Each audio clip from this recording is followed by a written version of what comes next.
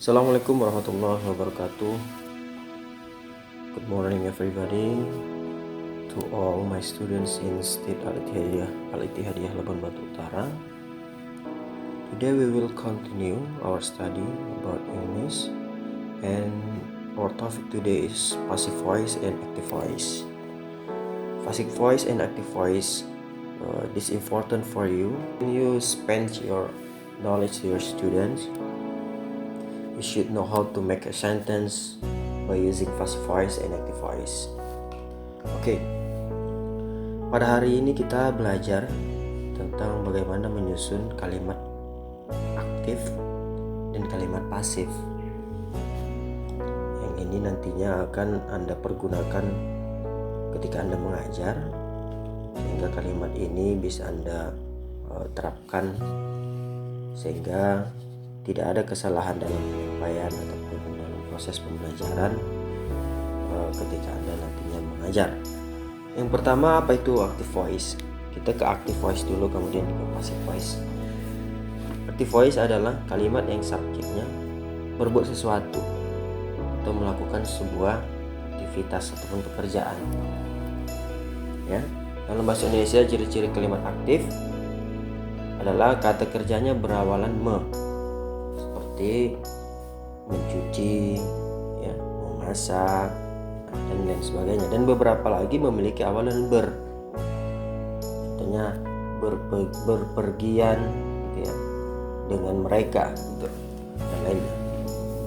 Pada kalimat aktif, kita cukup menggunakan bentuk dasar dari kata verb dalam penyusunan kalimatnya. Nanti akan kita uraikan di bawah tentang rumus-rumus dalam membuat kalimat aktif. Selanjutnya, apa itu passive voice? Kalimat pasif atau passive voice adalah suatu kalimat yang dimana subjek kalimat menerima aksi. Kalau tadi active voice itu adalah subjeknya melakukan aksi, maka passive ini adalah subjeknya menerima aksi. Dalam bahasa Indonesia, kalimat pasif biasanya diikuti prefix berupa di atau ter. Contoh kalimat aktifnya, atau ini memukul, maka kalimat pasifnya dipukul atau terpukul. Ini menginjak, maka kalimat pasifnya diinjak atau terinjak. Seperti itu. Rumus active voice, subject plus verb. Kata kerjanya yang disesuaikan dengan tensisnya. Nah, jadi kalau dia tensisnya itu menggunakan kata tensis simple present tense, maka kata kerjanya mengikut. Kalau dia present continuous tense, maka kata kerjanya harus diikuti dengan verb ing plus objek. Contoh, I eat a pear. Ini adalah present tense, simple present tense. Maka kalimat aktifnya adalah I eat a pear. Dia mengikuti pada. Kalau seandainya ini adalah kalimatnya I am eating a pear, maka verbnya yang di sini disesuaikan karena dia tadi I am eating a pear adalah simple present continuous tense. Kemudian kita ke passive voice. Rumus passive voice, subject plus to be plus past participles, kemudian plus by agent atau objeknya. Contohnya, a pear is eat by me. Ya, dikarenakan tadi ini adalah simple present tense, maka passive voice-nya juga menggunakan simple present tense. Begitu juga jikalau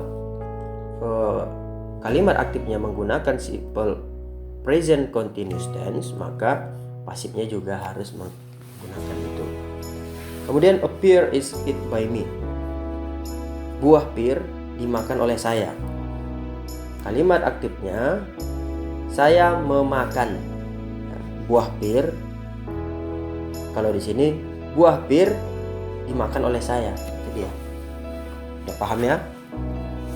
Kalau dia kalimat aktifnya saya memukul Doni, kalimat pasifnya Doni dipukul oleh saya. Nah, seperti itu, cukup sederhana ya. Ciri-ciri kalimat aktif. Pada kalimat aktif, subjek melakukan suatu tindakan yang langsung mengenai objeknya. Kalimat aktif memiliki pola SPOK atau SPK. Ya. Kalimat aktif selalu diawali dengan imbuhan me atau ber yang sudah disampaikan di atas tadi. Kalimat aktif memerlukan objek sedangkan setelah mendapat predikat, subjek ditambah pelengkap atau keterangan seperti kalimat pada biasanya, baik dia keterangan tempatnya atau keterangan waktunya, itu boleh. Kita lihat untuk passive voice-nya, to be plus verb 3 dan kata by. Kata ini bukan merupakan syarat yang harus ada dalam kalimat pasif, namun tidak lengkap rasanya jika kalimat pasif itu tidak menggunakan by. Seperti ini, dia menggunakan by. Memang tidak selamanya, tapi dia lebih sempurna jika menggunakan kata by. Yang dapat dijadikan kalimat pasif adalah verbal sentence, kalimat yang predikatnya kata kerja. Jadi kalimat aktif dan kalimat pasif ini dia harus menggunakan kata kerja. Karena apa? Yang menunjukkan dia aktif atau pasif itu adalah kata kerjanya. Itu. Kemudian verbal sentence yang dapat dirubah ke passive voice, kalimat pasif atau kalimat pasif adalah kalimat yang memiliki objek penderita. Maksudnya sebuah tindakannya, ada tindakannya, maka itu dia tadi kata kerjanya, maka bisa dibuat menjadi kalimat yang pasif. Perubahan aktif ke pasif atau sebaliknya tidak merubah makna. Ya, kalimat aktif dan pasif itu memang tidak merubah makna, hanya merubah susunan kalimat saja. Kita lanjut. Contohnya, he has met them. Dia telah bertemu dengan mereka. Kemudian pasifnya, they have been met by him. Mereka telah bertemu dengannya. Disesuaikan tensesnya. Kalau dia simple present tense, maka harus menggunakan simple present tense. Kalau dia simple present perfect tense pada kalimat aktifnya, maka pasifnya juga harus menggunakan simple perfect tense. Baik, kita lihat contoh selanjutnya. Simple present tense. Bentuk aktif kata kerjanya itu ialah keep. Bentuk pasifnya menjadi is kept. Jadi dalam penyusunan kalimat active voice dan passive voice, kita harus mengetahui irregular verb, susunan irregular verb. Apa itu irregular verb atau regular verb? Yaitu verb 1, verb 2, kata verb 1, verb 2, verb 3. Seperti speak. Verb 1 speak, kemudian verb 2-nya apa? Spoke. Kemudian verb 3-nya spoken. Spoken, ya. Nah, coba kita lihat. Kalimat aktif, students speak English. Maka kalimat passive voice-nya, English is spoken by students. Murid berbicara bahasa Inggris. Kemudian kalimat pasifnya apa? Bahasa Inggris dibicarakan oleh murid. Kita lihat contoh present continuous. Students is speaking English. English is being spoken by students. Seperti yang saya katakan tadi, kalau dia kalimat aktifnya itu simple present tense, maka harus mengikuti pola tenses itu pada kalimat pasifnya. Dalam bahasa Inggris, untuk menyatakan saya dilamar atau saya dipukul, saya dikerjain, saya dilempar, maka itu menggunakan verb 3. Ya.